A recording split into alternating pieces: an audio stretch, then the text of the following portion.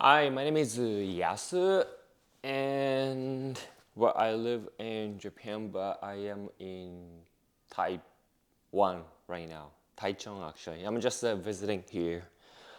So today I want to, so my channel is all about hitorigoto, which is Japanese word. It means just talking to myself. So I'm just sharing my stories here that I don't know who actually wanna know or interested in, but that's what I do. And I don't do any editing, and basically I shoot, make a video, upload, and basically that's all. So today I want to talk about the follow-up on my condition after 2 months. 2 months after I completely stopped taking Effexor, the venlafaxine, which is the antidepressant that I took it for 1 year and then 9 months. And then I used the last 1 year to reduce that amount of venlafaxine and Effexor gradually. So tapering off the medication was actually long enough, and it gave me so much insights as well as what I should expect once I stopped taking it. And I really thought that I prepared myself really well for it. But for the first month, which I already made a video and then posted, it just didn't go in a way that I planned. Everything was just so unexpected. Suffered a lot. So if you're interested, please check out the video that I was talking about the first month after I stopped taking it. This is the second month that I stopped taking it. And in the conclusion, the video is basically much worse. I suffered really a lot. And it was so hard for me to actually go through everything. I experienced and also suffered from many more withdrawal symptoms, including something that I really didn't expect. And I actually brought that topic up to my psychiatrist, and then he was telling me that he knew that's one of the withdrawal symptoms that our patients sometimes suffer from based on the textbooks and everything, but he actually never encountered a patient who actually reported that symptom, which is me. I'm gonna get to the point. It's just so much worse.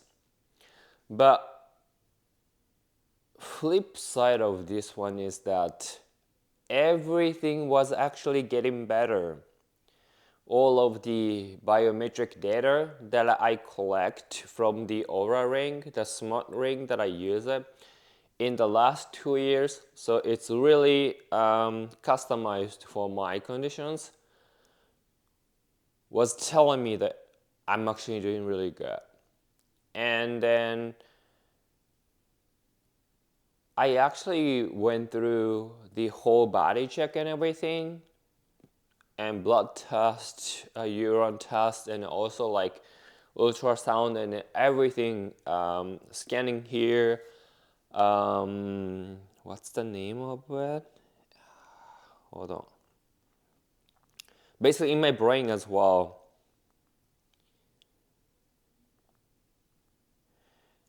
Pituitary gland. And then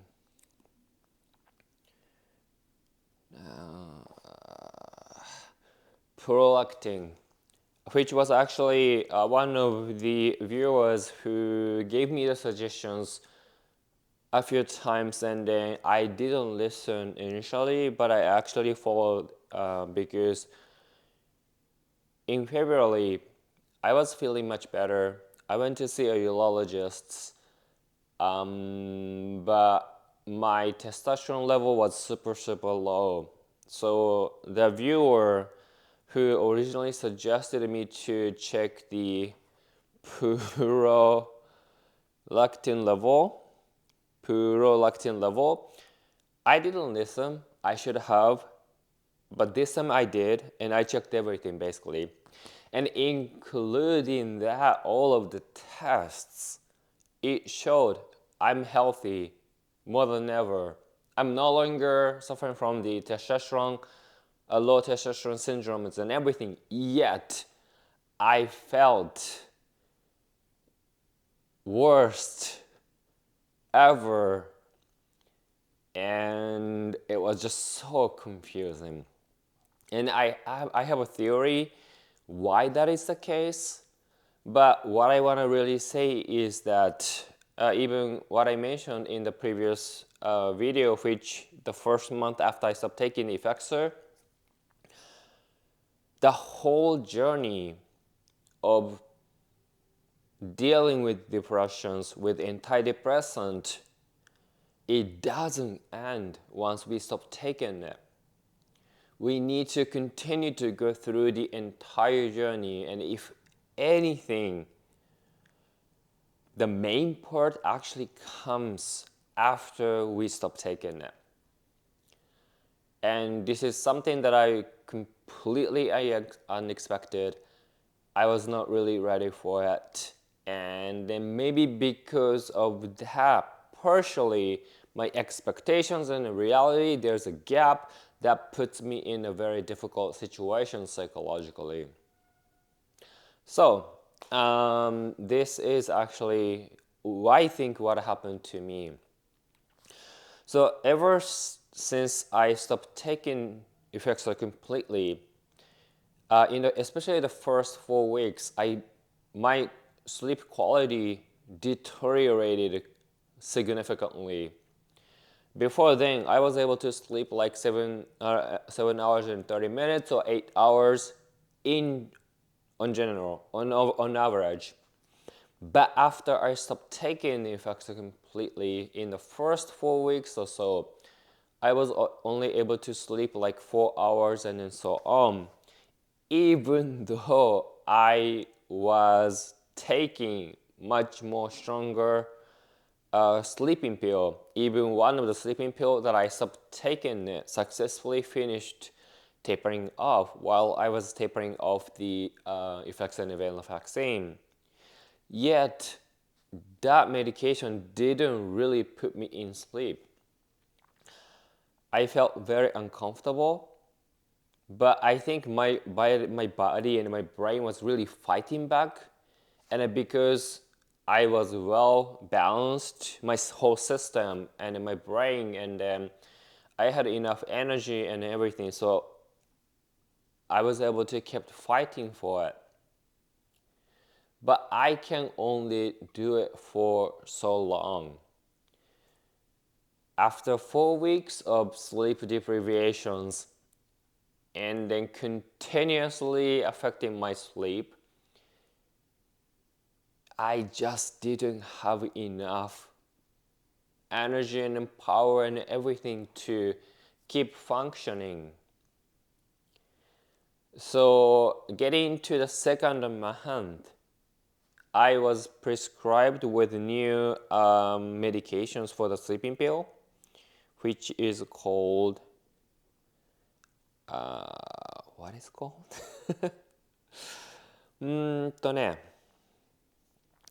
エスゾピクロン But that's not initially what my psychiatrist wanted me to try. He was actually suggesting me to try some different antidepressant, which was more not focusing, but like as a side effect, it's really enhancing that makes people want to feel more sleepy and everything.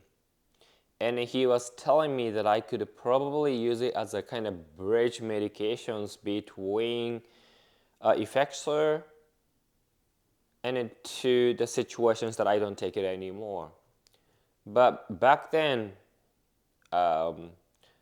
when he was telling me, I had very conflicted mixed feelings. I couldn't really understand that why do I have to take another antidepressants to have the withdrawal from the Effexor under control.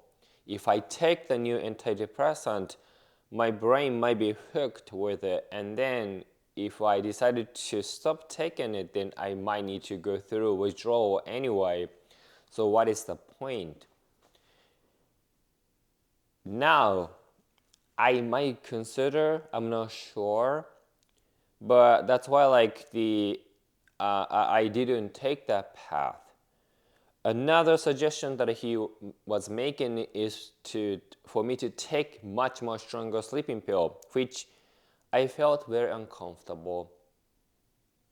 So he was in Japan though. He was suggesting me that this I'm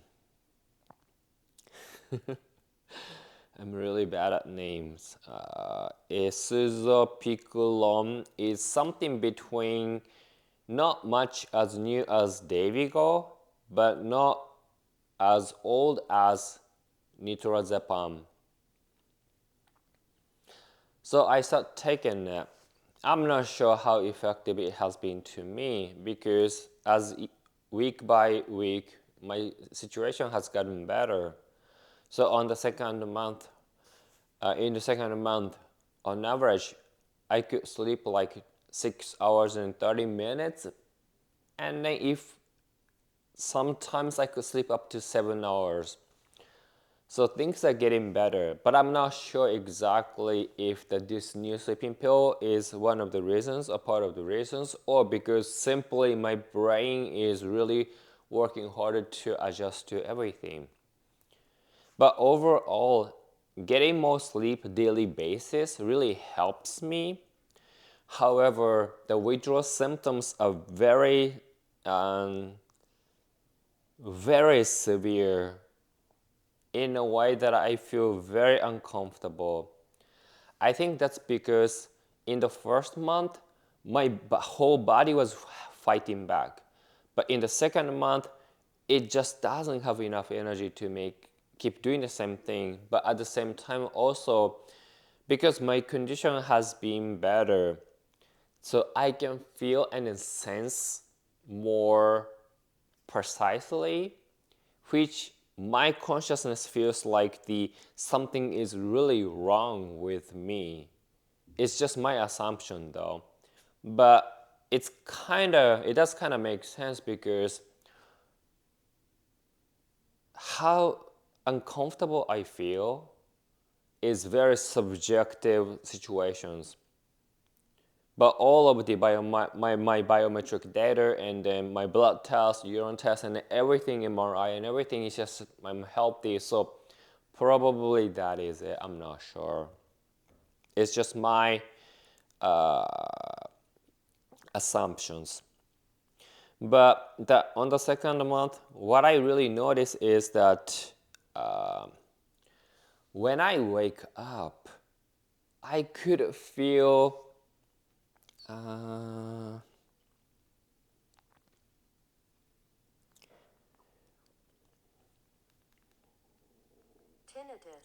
tinnitus right away.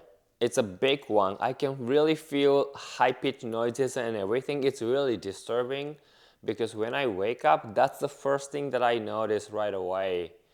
And then also I cannot stop rushing thoughts. The moment that I wake up, all of the thoughts and everything just come into my consciousness. And then my brain is just so busy with everything. And probably because of that, I don't really feel that I am rested enough. And it's so hard for me to concentrate and focus. And then usually, if I'm stable and my body really got used to those lower doses of the Effexor and everything back then, I could think and then put my thoughts in a different ways and then let them move simultaneously. and then my brain picks up, my consciousness picks up different kind of cues and everything to make a lot of sense, and then makes all of the things much faster, but I cannot do that. It's like my consciousness just is all over, diluted into everything, that I cannot even figure out how I look like psychologically. So if I need to think, I really need to focus on one thing with all of my attentions and energy, which puts me in a very humiliating situations, and I really feel sorry for what happened, which is, there is a gyoza lunch place that I go at least once or twice a week. One day, I was eating gyoza lunch set. I was thinking about work, and then I just left the restaurant without paying the money. So when I walked out of the restaurant, the regular staff that I'm kind of familiar with, I'm not sure like she really recognized me or not, but she serves me and she takes my bills and everything many times before. So hopefully she kind of knows me. And she was saying that, hi, she's kind of was asking me on the street, and then I didn't know why she was doing that. And then she was confused that I appeared to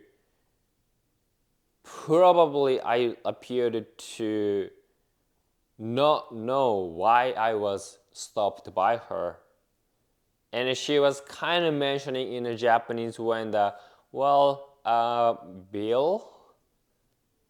And I was like, Bill. And after a moment, I realized that I left the restaurant without paying the money, and I got so humiliated. I apologized to her, I apologized to the restaurant's owners and everything, and then I paid. But that's how bad my situation was. My brain just couldn't really process a lot of information simultaneously. And also there's like some kind of like the muscle aches in the head. And then I suffered from diarrhea as well. It's just so bad. My brain completely, it just, everything was just so unbalanced. And I can feel that my brain and my body is really fighting back and trying to figure out the right balance in my new condition, which is without medications. But that makes me feel very uncomfortable, really, really uncomfortable all the time. And the brain's up, it's just so disturbing. I really, really didn't know how my soul looks like. It's hard to articulate, but basically I was lost. Even though everything, all the data and everything says that I am healthy, I'm getting better, but I just didn't feel that I am getting better. If anything, I was getting worse. No, I was getting worse. So basically that's what I went through in the second month after I stopped taking the Effexor. Yeah. Oh yeah, and on the two things, because my brain couldn't really handle all of those information processing anymore. I couldn't look at people. I couldn't look at their faces and especially eyes, because if I do that automatically, my brain trying to make sense and process those kind of informations, and it's just too much for me. So in that month, I couldn't really see people's faces.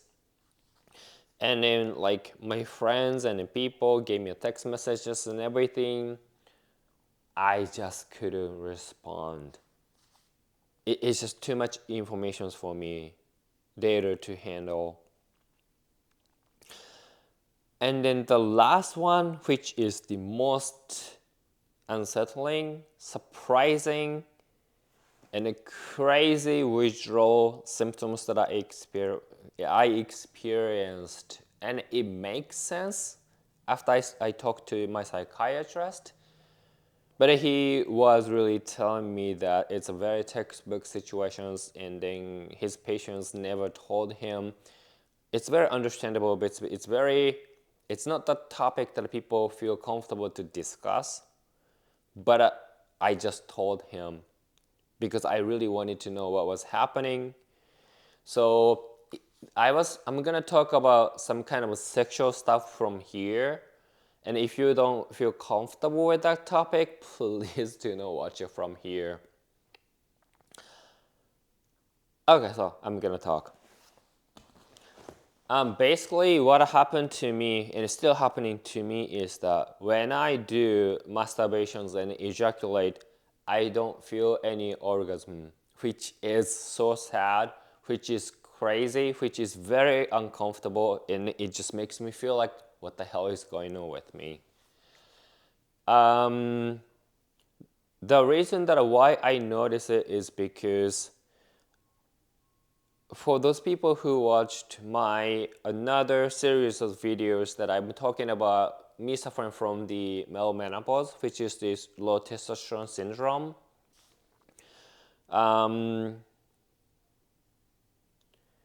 So I've been seeing a urologist and getting the treatments and everything.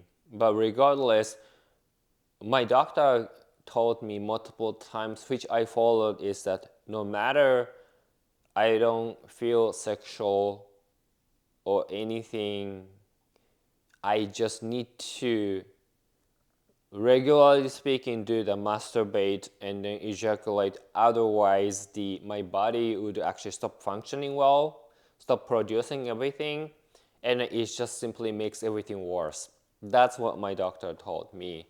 So following him, I just keep dealing with it myself. And on the second month after I stopped taking the Effexors, and then without feeling those sexual desires and everything, I was just simply doing that, ejaculating it, like doing the masturbations and ejaculating. And one day, I was realized that I don't feel orgasm when I come. And then it's not like I'm taking a, how do I say, pee? My English is getting really worse. It's just when I come, something comes out of it, and then I feel nothing. It's very unnatural. And it's very sad because one of the way to enjoy life is to, those sexual desire and pleasure and everything is just, it's part of the human beings, the part of the, how do I say? I don't know. It's one way to enjoy life, and it's completely gone. But I still come. It's just so weird. So I talked to the doctors. Like I mentioned, it's a very textbook situations. For the first time in his career, some patient, which is me, actually reported that. But that is actually one of the withdrawal symptoms. And it kind of makes sense because my brain is just so messed up and working harder to maintain, or even I'm hoping to produce more serotonin and everything. But right now, my brain doesn't have capacity or functionality to produce or keep the same amount of serotonin in my brain. So of course, there is some kind of dysfunctionality or this kind of correlations that I don't feel that much pleasure. In my case, I don't feel pleasure or orgasm at all when I come. So this is most unsettling, unexpected, and a sad withdrawal symptoms that I started to suffering from. I think I started suffering from the, for the first ones, but I just didn't notice it because I was basically panicking everything. Yeah, the second month is the toughest month. I thought the first month is much worse, but like I I don't know, subjectively speaking, the second month after I stopped taking Effexor, I'm suffering the most. I think it's gonna be a long journey anyway. I'm taking my time. Hopefully, I will really get better. But I am still really, really suffering and battling my depressions. Yeah, I think so. I don't feel depressed. Well, I'm not sure. But anyway. So, as always, the conclusion I say at the end of the video is that please take care of your health, because health is really the most important thing. I've been dealing with the situations more than 2 years already, and I was taking the Effexor 1 year and 9 months, and then I'm still dealing with the whole situations. So in total, so far, it's been 1 year and 11 months. And I can see that it's gonna take more than 2 years, hopefully, to have find some kind of peace in me with it. And I really don't want you to go through the same kind of situations. And it's really not worth it. 2 years in your life to deal with it, probably more. You could have, you could actually use that 2 years to make your life so much happier and more enjoyable. So if there's anything in your life that makes you stressed out, feel depressed, I know it's not easy, but stay away from it, run away from it, because it's just simply not worth putting in you a situations and then get depressed and you have to deal with it for a long, long time. It's just simply not worth it. So please don't be like me. That's what I want to say. So thank you for watching. Please take care for now. Bye bye.